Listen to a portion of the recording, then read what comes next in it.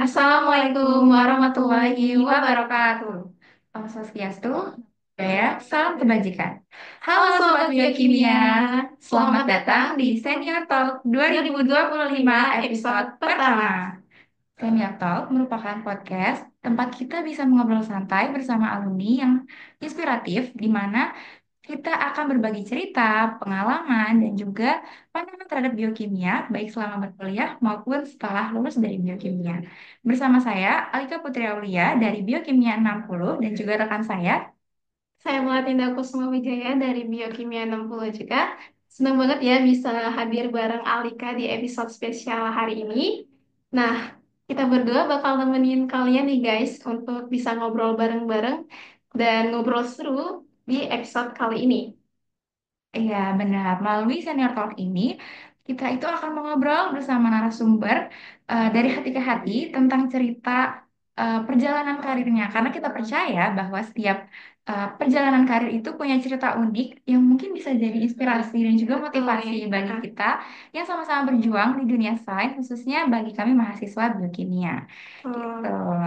Terus untuk hari ini tuh topik yang akan kita bahas apa sih, Mel? Baik. Nah, untuk topik kali ini nggak kalah menarik nih guys. Jadi hari ini kita akan membawa topik judulnya yaitu Cracking the Code, Secrets to a Balanced Life in Science. Jadi kenapa kita pilih judul ini? Karena siapa sih yang nggak penasaran tentang gimana caranya bisa tetap waras dan produktif di dunia sains yang super dinamis ini?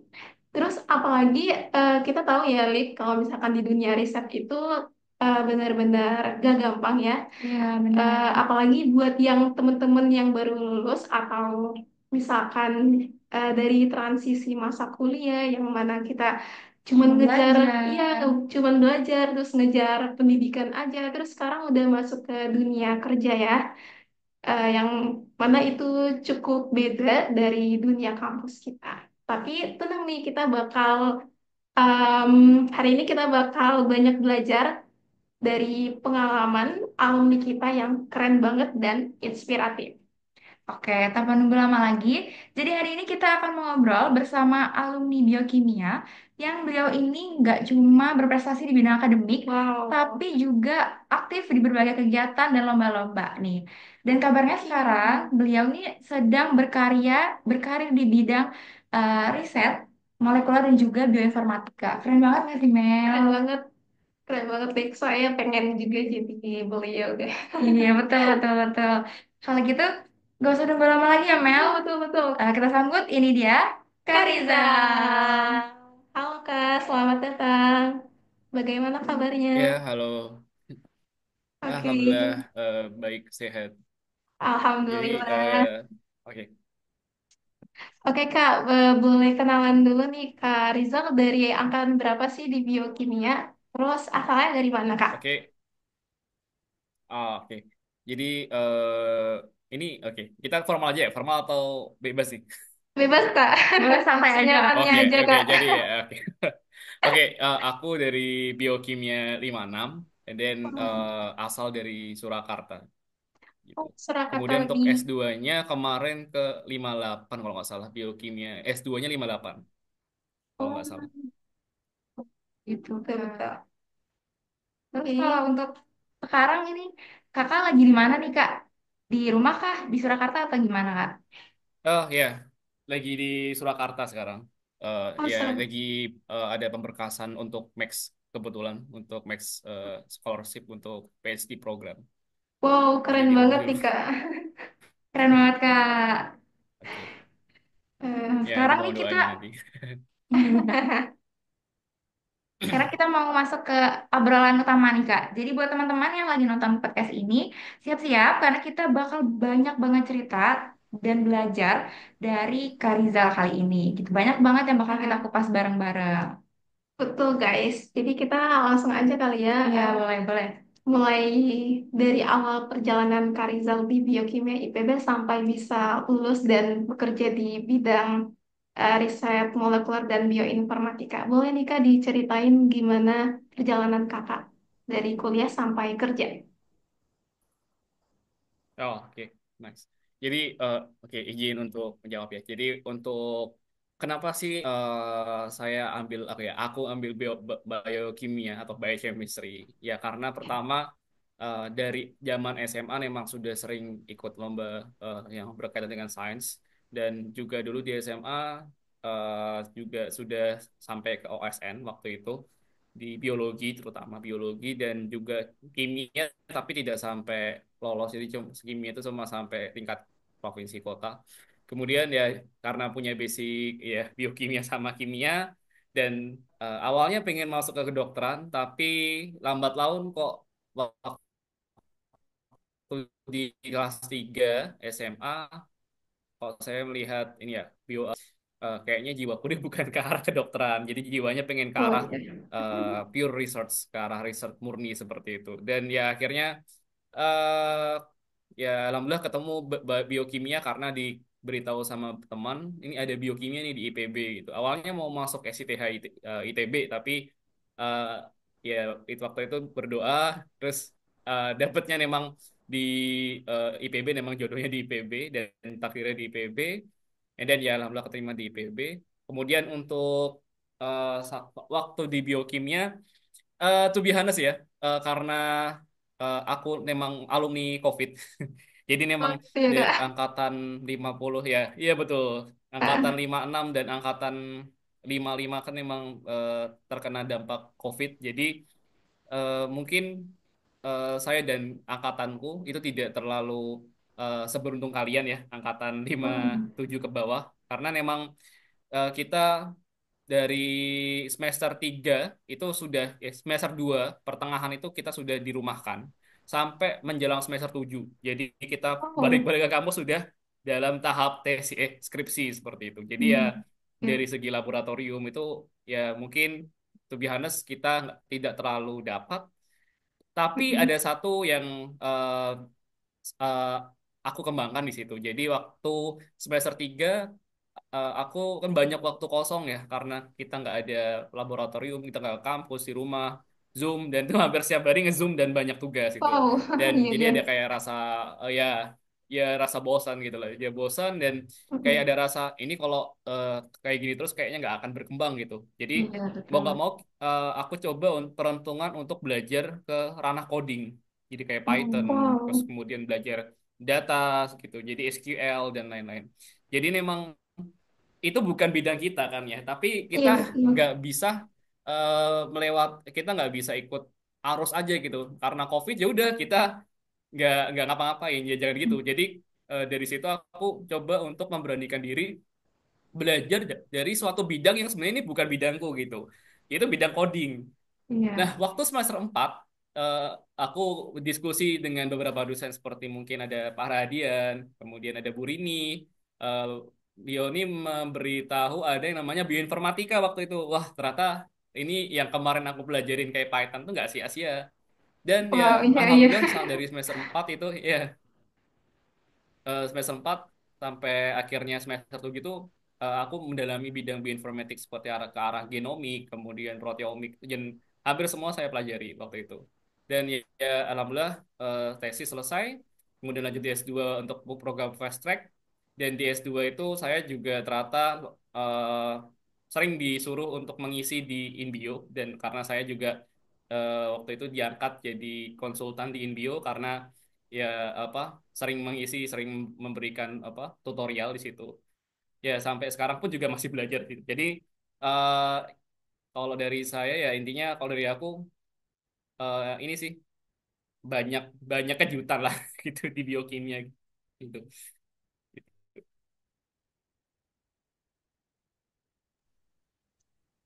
Oke, keren banget ya Kak perjalanannya. Oke. eh Jadi aku juga udah pernah dengar sih dari cutting juga kalau misalkan ada apa matkul bioinformatika ya Kak di biokimia. Cuman kita belum kebetulan Ya, belum ada. ini Belum belum dapat. dapat. Oh Ya. ya, Nanti baru semester 6 baru dapat. Terus saya juga iya.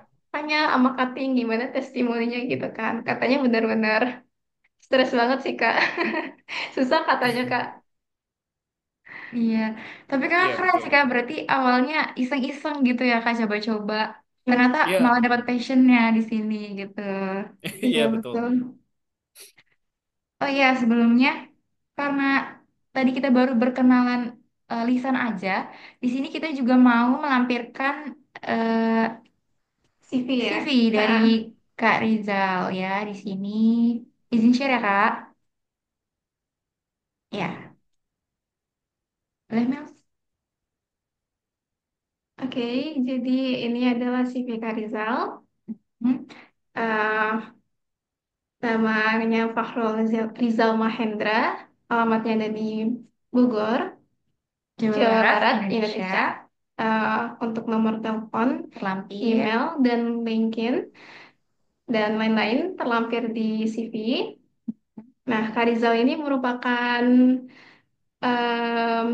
apa Postgraduate. lulusan sarjana postgraduate di Biochemistry IPB University dan juga memiliki beberapa kemampuan atau kapasitas di biokimia sains itu yaitu bioinformatika, biomolekuler, metabolomic, dan biostatistik. Nah, nah, Kak Rizal juga nih Tertarik sangat tertarik ya di bidang kemajuan kemajuan di bidang molekuler penelitian biologi, penelitian di bidang molekuler biologi, terutama di ini guys, em, di dunia di genomik, dunia genomik dan transkriptor transkriptomics.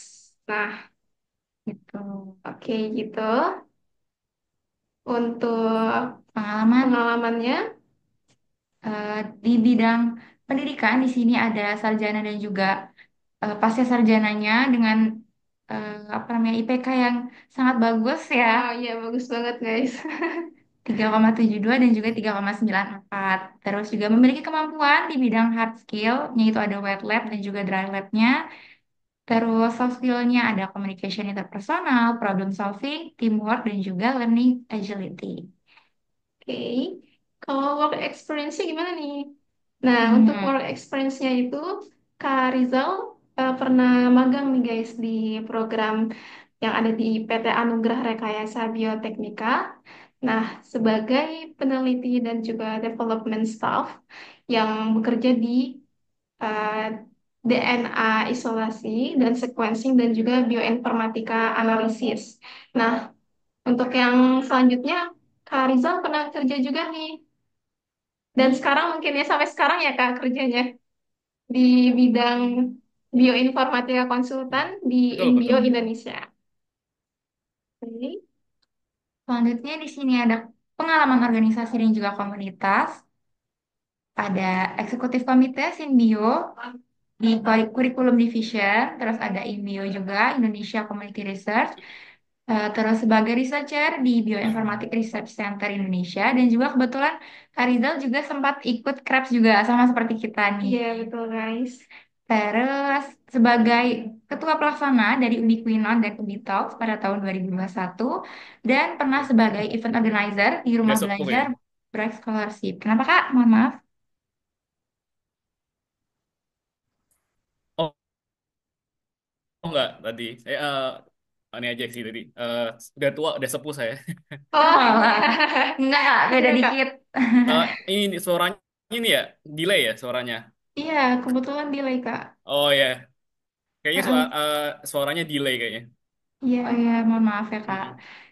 Terus selanjutnya ada pernah sebagai speaker di beberapa bidang, di beberapa acara, yaitu ada Exploring the Gene Expression in Specific Cancer, terus ada juga Immunotherapy for Cancer Recent Developments and its Future in Indonesia, terus Analysis Expression, Genes of Colorectal Cancer, dan Scale of Bioinformatics Skill through Research of Analysis Epigenetic Mm. organized by Himpunan Profesi Biokimia IPB University.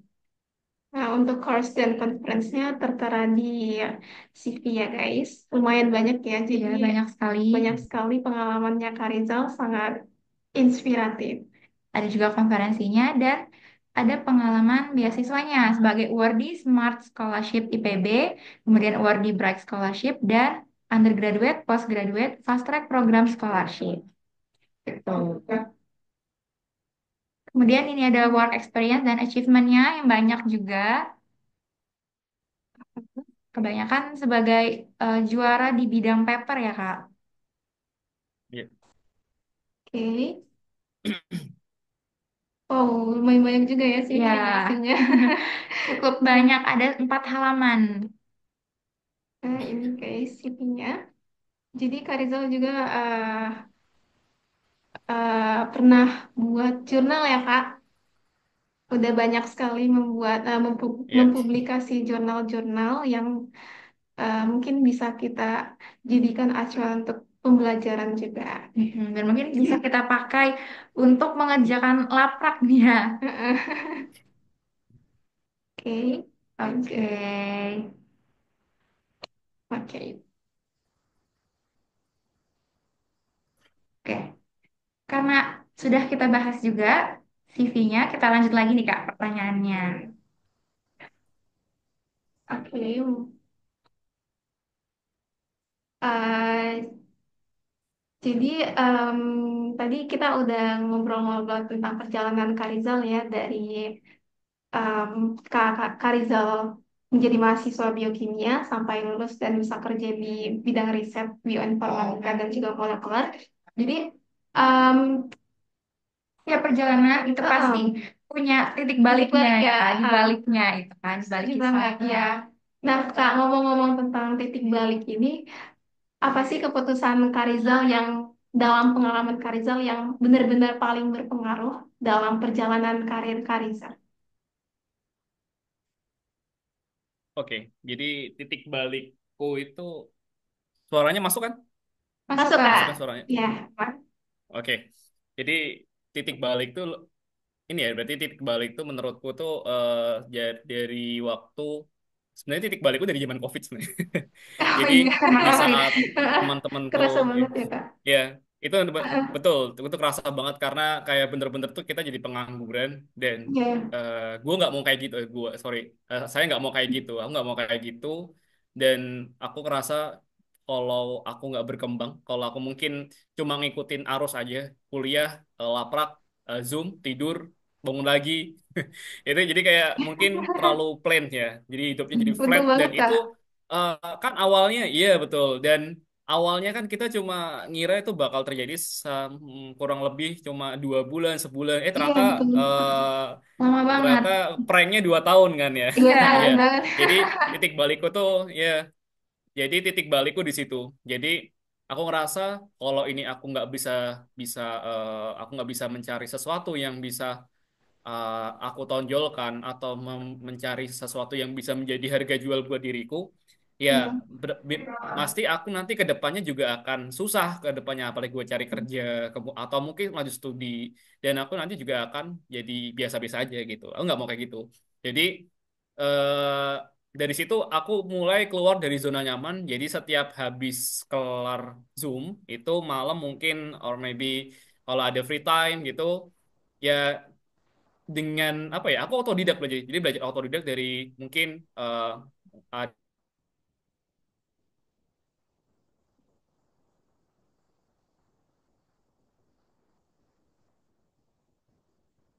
Maaf, Kak.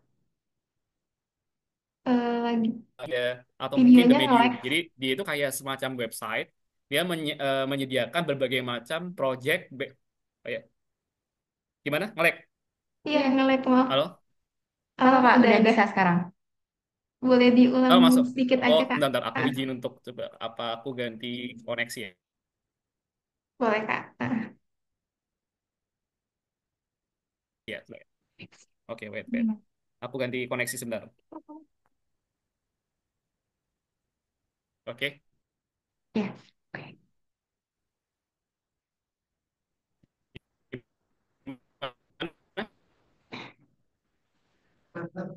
sekarang Masih agak nge-lag dikit, Kak. Ya, agak sedikit Kak. Ya. sama aja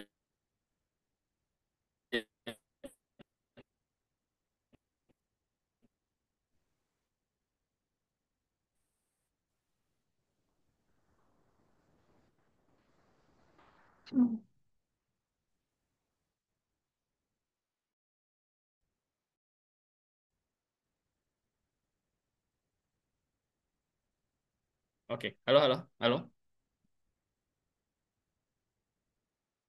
Halo Kak. Hmm. Mohon maaf Kak masih nge-lag.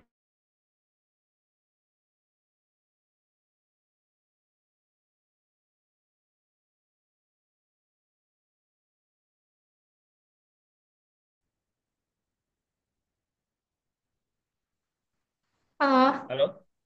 Iya Kak. Iya. Sudah. Gimana? Sudah, Udah sudah. ya? Oke. Mohon Oke. maaf ya Kak. Iya, iya, iya. Apalagi hujan di Bogor? Enggak Kak. Oh, oke. Kebetulan panas Kak. Gerah banget. Oke, oke. Oke, jadi aku lanjutin. Jadi dulu memang titik baliknya waktu COVID, and then aku coba untuk belajar autodidak hal baru tadi bioinformatik. Karena aku merasa kalau aku cuma mengikuti arus ya, jadi cuma laprak dan tidur dan kuliah aja itu kayaknya nggak maksimal. Dan and then aku nggak punya pengalaman juga. Dan ya, walaupun itu aku autodidak, jadi memang belajar dari awal, dan mungkin kalau ada uang lebih dari beasiswa, aku investasikan untuk belajar atau beli sertifikat terkait pelatihan bioinformatik ada beberapa kayak apa Coursera atau mungkin Udemy. Dulu zamannya ada Udemy, kalau kalian tahu ya Udemy itu. Jadi mungkin harganya agak mahal, sekitar 500.000 gitu. Tapi menurutku investasi itu bukan cuma fisik barang atau harta lah. Jadi investasi itu banyak sebenarnya. Mulai dari fisik ya, badan, kesehatan itu juga investasi. Kemudian dari knowledge, kemudian dari ilmu itu juga investasi. Jadi nggak ada salahnya kita mengeluarkan sedikit ilmu untuk kita bisa mendevelopment ke knowledge kita gitu. Ya, jadi dari model aku autodidak dan belajar sedikit dari luar gitu, ya ya syukur sampai sekarang akhirnya ilmu-ilmu itu yang aku sudah investasikan tuh sekarang sudah ya ibaratnya balik modal gitu loh. Jadi Iya. eh saya kelas 3, aku kelas 3, sorry, aku semester 3 itu memang sebenarnya belum ada mata kuliah biomolekul dan belum ada bioinformatik. Nah, karena aku sudah biasa setiap hari belajar dan ngotak-ngatik terkait bahasa pemrograman dan data yang banyak, jadi waktu semester selanjutnya itu kayak gampang aja gitu kuliah. Jadi kayak kuliah gampang, dan waktu skripsi juga termasuk cepat. Karena kalau skripsi itu kan sebenarnya yang paling susah kan olah data ya. Kita punya apa namanya? Kita punya data, yang susah apa? Kita Olah menginterpretasikan datanya. data kan. Ya, kayak Iya. ini pakai statistik apa gitu kan. Iya, Jadi betul. Betul-betul. ya alhamdulillah bisa ngebantu itu, dan aku udah lebih paham daripada yang lain, dan malah ya alhamdulillah bisa ngajar ke teman-teman juga yang tidak bisa, dan akhirnya ya sampai ke fase S2 itu eh, bisa untuk terus lah gitu. Dan sampai ya itu jadi eh, bisa jadi konsultan di InBio, dan ya masih banyak lainnya lah pokoknya. Jadi titik baliknya di COVID kemarin itu intinya. Keren banget ya Kak. Tadi udah disinggung juga ya kalau misalkan Kak Rizal kerja di Inbio ya. Nah, Betul. keren banget. Saya jujur sangat sangat apresiasi, bukan maksudnya Ngapresiasi. sangat kagum dengan Kak Rizal ya, dengan pencapaian-pencapaian yang Kak Rizal udah dapatkan, dan tentu itu dari usaha-usaha keras Kak Rizal juga Iya, ya, dari nggak gampang. melewati masa-masa COVID yang benar-benar sangat berimpact buat kita ya Kak. Kita semua Iya. sebenarnya. Merasakan impactnya. Nah, selanjutnya nih Kak, tantangan paling benar-benar yang berasa banget di Karizal, menurut Karizal tuh apa sih tantangan yang benar-benar sangat berpengaruh dari transisi dunia kampus ke dunia kerja, khususnya juga di bidang riset yang Karizal tekuni sekarang? Oke. Eh, Sebenarnya tantangannya itu sudah eh, aku rasakan dari semester waktu masih kuliah bahkan, karena saat aku semester 7, pas waktu aku masuk fast track S2 itu sebenarnya aku sudah kerja di Inbio sebagai riset konsultan dan sudah sering megang data klien gitu. Jadi sedikit info mungkin for your information, untuk klienku ini juga ada yang dari luar negeri, kayak Taiwan, and then dari Arab, memang. Tapi kayaknya memang tentang eh, data analisis terkait bioinformatik gitu, bisa data LCMS, kemudian bisa data protein, data DNA, jadi macam-macam sih jenis datanya. Jadi memang udah kebiasa. Jadi waktu mau masuk ke dunia kerja pun ya udah udah biasa gitu. Soalnya Udah sebelum biasa. itu kan ya selain aku di Indio pun waktu semester 7, waktu semester 7 skripsi dan semester 1 S2 fast track-nya, itu aku juga nyambi di RBO, di RBO Lab. Itu memang di situ kita kerja juga under pressure. Jadi hampir siap itu udah sampel masuk, kita harus bisa isolasi. Mau nggak mau harus kita kuantifikasi ini. Dah, pokoknya kita satu hari udah kelar masukin, akhirnya dapat report kasih ke customer kan kayak gitu. Atau mungkin kalau sampelnya nggak bisa kita handle, kita lempar ke luar negeri lagi gitu. Ya jadi sering itu kalau bahkan setelah kerja itu kadang-kadang dapat job. Tolong nanti malam ini ya Fahrur desainkan primer gitu kan, desainkan primer untuk PCR besok gitu. Nah jadi job desk-nya ya kayak gitu gitu. Jadi waktu keluar dari kampus S2 kemarin di bulan Oktober 2024 tuh ya nggak terlalu kaget gitu loh. Jadi Oh, eh ya syukur alhamdulillah saya udah dapat ini ya, udah dapat home base di Indio, di RBO Malang, walaupun kerjanya kita remote. Ya jadi dan ya alhamdulillah untuk apa bayaran tuh ya alhamdulillah juga. Terus eh ya ya nggak terlalu kaget lah bahasanya gitu. Nggak terlalu kaget, nggak terlalu eh, apa namanya kagok lah bahasanya gitu karena kita sudah kebiasa untuk under pressure gitu. Oh, maaf ini adik saya nggak apa-apa, Kak. itu itu Nggak apa-apa. sudah kebiasa di under pressure. Dan untuk sebenarnya untuk yang paling kerasa ya di dunia kerja tadi mungkin buat nih ya kalau eh, aku kemarin ketemu sama teman-teman itu yang pertama yang paling jelas dunia kerja itu tidak apa ya kalau kalian kuliah kan kayak udah ada yang schedule-nya sudah Iya, tertata lah betul. gitu. Iya. Udah tertata Dosennya nyuruh banget. ini ya udah kita tinggal ngikutin kata dosen, kita aman gitu. Kalau kita Iya. di sini tuh kerja itu ini berdasarkan kita sendiri gitu. Kita mau mulai kerja kapan sebenarnya? Kita mau mulai kerja kapan? Tapi ya kita bebas waktunya, tapi ada tanggung jawab di situ gitu. Kalau misalnya kita nggak bisa selesaikan ya berarti ya kita ada tanggungnya terkait gaji kita apa apa gitu. Kemudian eh, kita itu keluar kampus tuh udah orang luar masyarakat tuh menganggap kita tuh kita mampu ngapa-ngapain gitu. Dan bener waktu aku pertama kali kemarin di Inbio itu ketemu klien, itu klien, tuh udah eh, mau minta analisnya gini gini gini gini gini, kita harus bisa gitu. Ini datanya harus gini gini gini gini. Jadi memang kita memang harus dituntut, memang kita sudah punya ya mungkin ada beberapa kita yang mungkin belum terlalu punya skill ya di waktu masuk kerja ya is okay. Tapi menurutku ya kita memang harus punya skill sebenarnya kalau masuk kerja karena tadi Iya, betul banget, Kak. tekanan ya gitu. Dan kita waktu kerja pun ini untuk belajar tuh sudah nggak seluang dulu gitu. Jadi misalnya kita Iya. ini ada ilmu baru, itu memang kita benar-benar harus mengorbankan waktu istirahat kita untuk belajar gitu. Jadi ini mungkin nasihat buat dari saya, dari aku, suggest buat kalian semua yang masih sekarang kuliah, masih ya semester 6 7 itu cepet-cepet selesaiin skripsi dan tugas-tugasnya. Dan kalau ada waktu luang, usahakan buat kalian explore, entah itu kalian mau belajar bisnis ya walaupun nggak agak nyimpang, atau mungkin mau belajar data, itu it's okay gitu. Jadi intinya explore diri kalian gitu. Jadi sebenarnya dari departemen itu, dari kita belajar di biokimia ini sebenarnya kita cuma dapat 40%. 60%-nya kita kembangkan sendiri gitu loh. Dan aku ngerasain pun yang aku dapatkan di kuliah ini mungkin ya teorinya aja gitu. Mungkin around 40 sampai 30% lah gitu.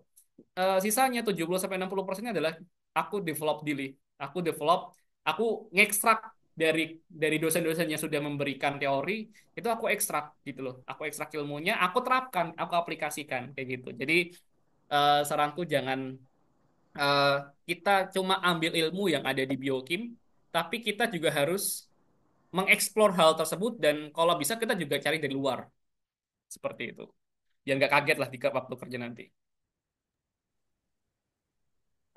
Kak, tadi berarti walaupun sekarang udah bekerja, tetap aja kita tuh nggak pernah berhenti belajar ya Kak, walaupun udah Ya, betul. udah nggak di kuliah lagi, tapi terus Harus, aja ya belajar harus supaya explore terus ya. meningkatkan diri kita lagi juga ya kan. Iya, harus memiliki growth mindset ya. Iya Heeh. betul. Ya. Dan ternyata nih emang dunia riset tuh bener-bener nggak main-main ya. Kayak intensitas kerjanya pun lumayan tinggi, terus juga tekanan pekerjaannya juga lumayan tinggi ya Kak berarti. Iya, betul. Ini aja aku ada megang tuh sampai detik ini ada di minggu ini ya, aku megang ada 4 klien. Wow, Duanya di luar, tiganya eh, orang Indonesia dan ini semua nggak ada yang mahasiswa, rata-rata S3. oh keren banget Jadi Kak. aku ngebantu Wow, risetnya orang S3 gitu. Jadi ya keren banget bayarannya Kak. ya dolar gitu. Iya, hebat banget Kak. Iya betul, tapi di tengah kesibukan kerjanya itu ya Kak, Iya. kita benar-benar harus tahu juga ya, maksudnya penting banget untuk menjaga kesehatan kita, Betul, itu dia. fisik, mental juga ya Iya, Kak. betul. Ya, Semuanya itu benar-benar penting buat kita. Jadi bukan sekedar kerja aja kali ya, tapi kita benar-benar harus peduli dengan diri kita. Nah, ya Mm-mm. betul betul. ya, terus banyak juga orang yang ngomongin nih sekarang tentang work-life balance gitu antara kehidupan kerja dan juga kehidupan pribadi ya Kak. Pribadi. Iya, nah itu menurut Kak Rizal gimana, apa sih maksudnya dari work-life balance dan gimana cara Oke. nerapinnya? Jujur ya, aku termasuk orang yang tidak nggak percaya work balance ya, karena ini menurut sudut pandang saya. Jadi memang uh, work balance itu sebenarnya sejauh ini tuh jarang orang yang bisa kayak gitu. Mhm. Coba kalian ini aja dah. Kalian coba lihat peneliti. Peneliti dia punya ilmu, and then dia mungkin punya money, punya financialnya oke, tapi nggak punya time, ya kan? Sekarang Iya, pengusaha, pengusaha sekarang, kalian mau jadi pengusaha yang kaya misalnya. Pengusaha dia punya waktu, punya, karena dia mungkin punya karyawan. Apakah dia punya uang? Jelas punya. Tapi apakah dia punya kesehatan mental yang bagus? Ayo. Dia mungkin belum dia tentu. punya saham, sahamnya lagi cut loss ya, dia nggak bisa tidur kan gitu. Iya Sama dia betul. kalau mau jadi seorang apa ya misalnya, jadi pejabat, uang ada, eh, uang ada, and then orang juga punya teman banyak, tapi kesehatan nggak punya karena waktunya full, tidak bisa maintain kesehatan. Jadi menurutku di sini adalah sebenarnya untuk work balance ini memang susah ya, sejauh ini memang susah. Iya. Eh, ini bukan bukan jadi rahasia, ini ya merupakan rahasia publik sebenarnya, ini bukan lagi rahasia publik gitu. Soalnya teman-temanku banyak yang mengalami gitu, mereka ada yang uangnya banyak tapi memang waktu kerjanya tinggi gitu. Jadi eh, menurutku yang terbaik itu adalah ya kita eh, tadi terus bekerja oke, beribadah juga oke, jalan. Jadi jangan Betul lupa betul. kalian ini kerja terus tapi lupa sama yang di atas, kan yang ngasih riskan di Iya. atas kan. Jadi Iya, kalian mau Kak. kerja sampai kalian misalnya nyari uang sampai ke ujung dunia, tapi kalau misalnya Allah kasih eh, besarannya kamu cuma dapat rezeki sekian, ya udah sekian gitu. Walaupun kalian nanti mau bahasa Jawanya rekoso ya, mau ngos-ngosan cari uang, kalau misalnya rezeki kalian segitu ya segitu gitu. Jadi kalau menurutku ya rezeki itu ya udah dia ngatur lah ya, sama kayak kata Iya orang-orang. betul. And then ya yang pertama sekarang adalah kita merasa cukup dan terus belajar yang penting dan bersyukur itu. Jadi kalau kita cukup tuh eh, insya Allah apapun nanti di depan kita ada halangan tuh insya Allah gampang, lebih lebih legowo lah bahasanya gitu. Iya. Iya Kak, saya setuju banget sih Kak, kita harus benar-benar punya rasa cukup dalam diri karena ya kita kadang juga Lupa lupa bersyukur. bersyukur juga kan, jadi Ya, benar-benar harus mempunyai rasa cukup untuk diri. Nah, em, nah di bidang riset ini, bidang riset molekul dan bioinformatika ini kan benar-benar cukup intens banget ya Kak. Nah, Karena yang tadi udah diceritain nih, dari iya, ceritanya juga udah iya. kayaknya hektik benar-benar banget. hektik banget sana sini gitu ya. Nah, terus Kak Rizal pernah nggak sih ngerasa mungkin stres atau capek dengan kerja di bidang itu?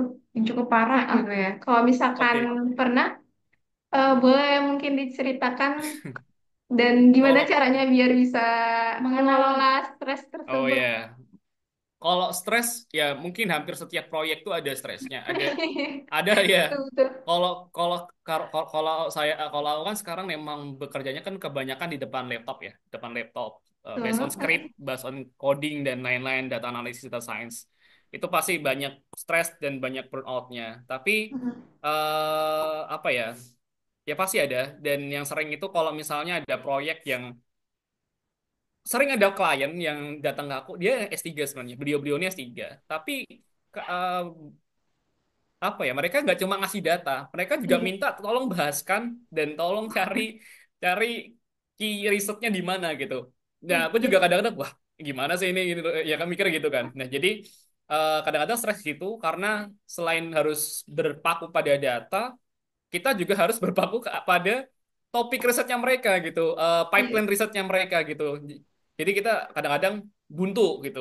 Ya, kalau buntu tuh wajar kadang-kadang aku tuh mengalami buntu ya, misalnya codingnya error, kemudian ternyata model machine learningnya jelek gitu. Kan kalau sekarang kan mainnya di machine learning. Jadi ya ya itu wajar. Jadi biasanya aku coba untuk ya udah burnout dan kalau burnout tuh biasanya kalau aku teruskan untuk kita belajar atau kita mengerjakan something itu pasti bahasa Jawanya jadi berantakan, ya nggak sih? Ya kalau kita lagi apa namanya burnout dan lagi kebakaran otak gitu ya, itu jadi ngapa-ngapain jadi susah gitu.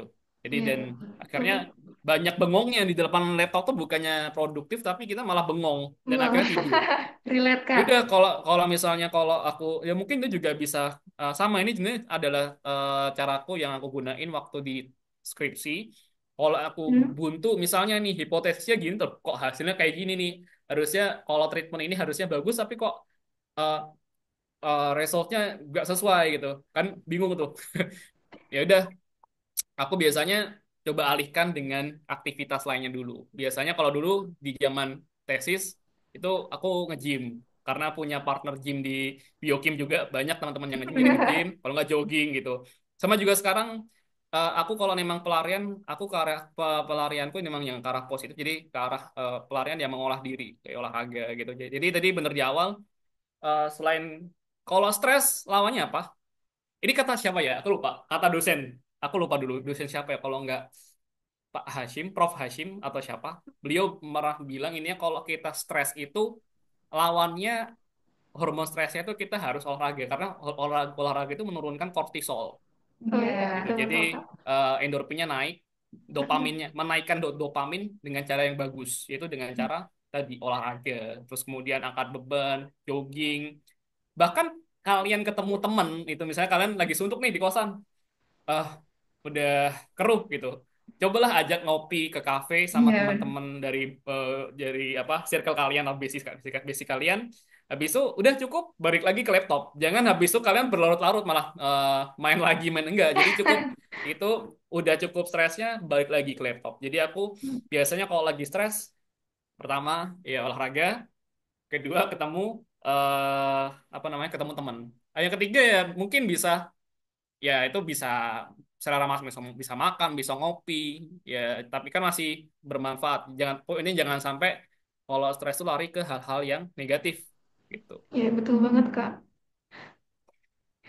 Betul Kak, karena tadi juga kan karena kliennya banyak, terus habis itu juga dari berbagai negara mungkin juga ada kendala komunikasi juga ya Kak berarti. Oh ya ya itu jadi memang eh apa ya kendala pertama itu memang kalau kita di keluar ya Mm-mm. punya klien keluar itu Mm-mm. adalah language itu memang Iya. memang barrier gitu soalnya kebanyakan klienku tuh bukan dari negara yang aktif English gitu jadi yang mereka Oh. itu English tuh as a second language gitu ya Mm. kayak tetap di Asia Asia kemudian di Middle East country itu kan mereka Mm-mm. Englishnya as a second language kan jadi ya Iya. mereka sama kayak kita gitu tapi kan ya waktu kita melakukan komunikasi dua arah itu yang penting apa coba? Ada yang bisa nebak? Bisa Yang paham penting Kak. adalah ya itu jadi Bisa paham kan? information kan. Ya transfer information Ini kan ya. yang paling Iya penting dari. kan. Oke. Ah, Jadi whatever about the grammar gitu. Jadi grammar grammar itu bodo amat nggak lah. penting. Iya. Aku mau Ya Kak. ya mau yang harusnya ngomong pas malah ngomongnya pakai have been malah kebalik-balik itu aku sering juga dan aku malah menyadari Sama-sama. grammarku tuh kacau masih kacau dan yang penting tuh apa PD Ya, PD iya, PD itu BPD ya paling Kak. penting Benar banget. ya jadi ya aku mungkin sedikit cerita juga sih aku kemarin tuh di waktu S2 kan sempat juga exchange ke Cina kan, ke Suzhou, Oh ya. ke namanya Institute Vocational University di situ. Kita belajar bioteknologi dan memang Mm. yang paling barrier-nya itu memang bahasa gitu. Soalnya orang China itu kan juga sama kayak orang Indonesia sebenarnya, broken Iya. English. Lause atau dosenku itu juga broken English dan bahasa Inggrisnya bener-bener parah gitu. Jadi dia bahasa Inggrisnya kecampur Mandarin gitu. Jadi eh, tapi aku paham, maksudnya gini paham ya udah gitu. Yang penting paham lah. Dia juga paham aku ngomong apa. Ya udah, yang penting paham. Nanti kamu juga nanti. Jadi waktu itu di Cina itu benar-benar kita itu aku nyoba nge-challenge diriku untuk berani presentasi pakai bahasa Inggris. Jadi aku sebenarnya ngomong bahasa Inggris sih masih jarang-jarang ya. Apalagi presentasi kan itu pertama kali ke Cina itu bener-bener eh, ya kita nge-challenge nge-challenge buat aku sendiri pengalaman.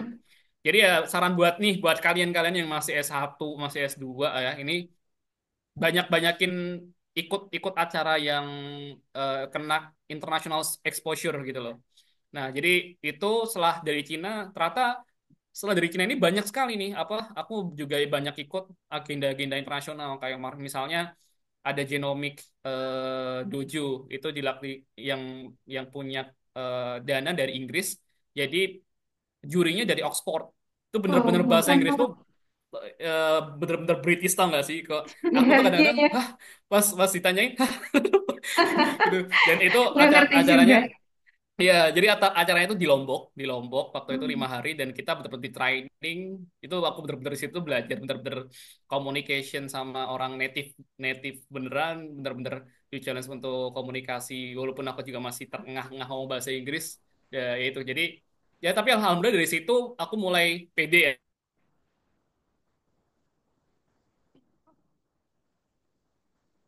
Hmm. Kak, Kalau mohon Kak, maaf, ini gambarnya nge-freeze, Kak. Halo?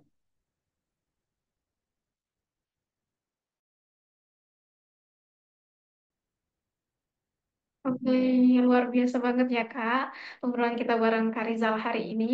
Nah, banyak banget insight-insight yang kita dapatkan dari obrolan kita, mulai dari perjalanan karirnya, terus misalkan tantangan di dunia kerja juga, dan juga Mm-mm. gimana caranya biar kita benar-benar em, Bisa produktif, menyimbangkan. ya menyimbangkan stres di apa ya dunia kerja ya, apalagi di bidang riset yang benar-benar intens banget ini ya. Ya, bener banget, Mel. Kadang kita mikir kalau misalnya sukses itu kan cuma tentang pencapaiannya aja nih. Tapi Iya, dari ceritanya betul. Kak Rizal tuh, kita kalau misalnya sukses itu Hmm. juga kita harus mempertimbangkan eh Keseimbangan hidup kesenangan juga hidup ya. kita, iya apa yang kita sukai, apa yang menjadi passion kita gitu. Hmm. Terus terima kasih banyak Kak Rizal hari ini sudah meluangkan waktu untuk mengobrol bersama kita. Ceritanya ini tuh sangat em, sangat apa Benar-benar ya, bermanfaat banget ya. benar bermanfaat terus juga benar-benar bikin kita mikir dan lebih semangat lagi dalam meraih Iya, cita-cita kita gitu. oke. Dan tentunya terima kasih juga untuk teman-teman yang sudah mendengarkan, menonton video ini dari awal sampai akhir gitu. Semoga apa yang Kak Rizal bagikan hari ini bisa menjadi bekal untuk kita semua, bagi kita sebagai mahasiswa yang sedang Iya. menyusun skripsi ataupun juga yang akan segera terjun ke dunia pekerjaan. Oke guys, karena kita udah di penghujung acara, jangan lupa ya buat follow dan stay tune di Senior Talks 2025 karena di episode-episode berikutnya bakal kita masih ngobrol bareng alumni-alumni yang gak kalah keren juga dan inspiratif. Betul, jangan Ya. sampai kelewatan Mm. karena nanti pantengin aja YouTube dari Biochemistry. Betul. Terus kami akhiri, saya Alika, Dan saya Muati, pamit pamit undur undur diri diri dari dari Senior Senior Talks Talks 2025 2025 episode episode pertama. pertama. Sampai Sampai jumpa jumpa di di episode episode selanjutnya. selanjutnya. Oke, tetap semangat Tetap penasaran, dan jangan lupa setiap setiap cerita cerita punya punya perjalanan perjalanan. dan cerita itu wajib untuk didengarkan. Ya, Wassalamualaikum warahmatullahi wabarakatuh. oke, dan sobat biokimia. Oke, terima kasih Terima kasih Kak Terima Peps, kasih Kak Rizal. Rizal. Alika, Melati dan kawan-kawan Peps. Semoga prokernya selesai sampai akhir dan Ya, sukses semua acaranya. amin Amin. Kak. Oke, Terima kasih banyak juga ya siap-siap. Kak Rizal udah nyempetin waktunya. Terima kasih Kak. Ya, BTW ini kayaknya record yang terakhir masuk ke aku ya, atau gimana nih? Oh, Kayaknya ke aku. oh iya. mungkin oh Berarti gini, nanti aduh, aku kirim atau gimana? boleh tolong Lewat WhatsApp. dikiriminnya aja Kak. Mohon Oh maaf ya iya, Kak. oke oke oke aman. Heeh. Aku Kayaknya lupa saya aku nggak kirim. saya salah pencet tadi deh. Heeh. Oke oke. Berarti ini aku stop record aja nggak ya? Iya. Mohon maaf ya Kak. Oke oke Heeh. aman. Oke. Oh, kenal kan sekarang. Di S2-nya maupun S3-nya. Coba Iya. ngobrol, ajak kalian cari temen yang dari luar gitu. Kan banyak tuh dari yang dari Yaman, dari Arab gitu kan ada tuh. Coba dari Mm-mm. Afrika, ajak aja Iya. ngobrol gitu loh. Ajak ngobrol. Aku malah untuk bahasa sehari-hari, untuk komunikasi itu aku malah belajarnya by practice sama mereka gitu. Kalau bahasa-bahasa, jadi ada mungkin di sini mungkin nanti kalian akan merasakan ada dua jenis bahasa Inggris. Bahasa Inggris saat kalian research terkait presentasi dan lain-lain sama bahasa Inggris keseharian gitu, daily activity gitu. Itu bedanya beda banget. Kadang-kadang kalau aku sendiri pun sekarang kalau bahasa Inggrisnya terkait presentation research itu malah enak gitu. Tapi kalau bahasa sehari-hari kadang-kadang kagok gitu. Kadang-kadang mikir ini ngomongnya gimana ya ini ngomongnya gitu. Jadi bener-bener bener-bener tuh Iya. eh, apa namanya eh untuk bahasa Inggris tuh untuk daily activity harus punya partner sih sebaiknya kayak gitu. Biar nanti mungkin nanti kalian waktu kerja kuliah Iya. tuh nggak kaget kalau ke luar negeri. Mm-mm. Iya. Betul banget nih. Tapi nih Kak, kalau misal dari tempat kerja Kakak sendiri, eh, tadi kan kita udah bahas-bahasnya tentang yang work life balance itu. Kalau tempat kerja Kakak, untuk konsep ini, apakah sudah ada dan sudah diterapkan gitu Kak? Kayak misalnya dari sisi budaya kerja, fleksibilitas, ataupun kayak aturan-aturan yang diterapkan gitu. Oke, jadi karena aku kerjanya based on remote ya, jadi aku sebenarnya lebih Iya. fleksibel untuk menentukan work balance-ku sendiri gitu. Jadi itu semua depend dari diriku sendiri gitu.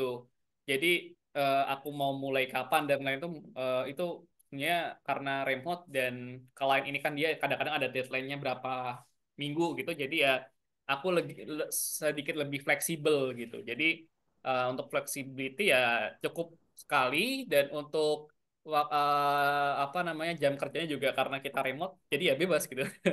Jadi alasanku juga kenapa ngambil remote ya karena sebenarnya aku mau masih lanjut S3. Aku tuh dari dulu kan pengen lanjut S3 ya.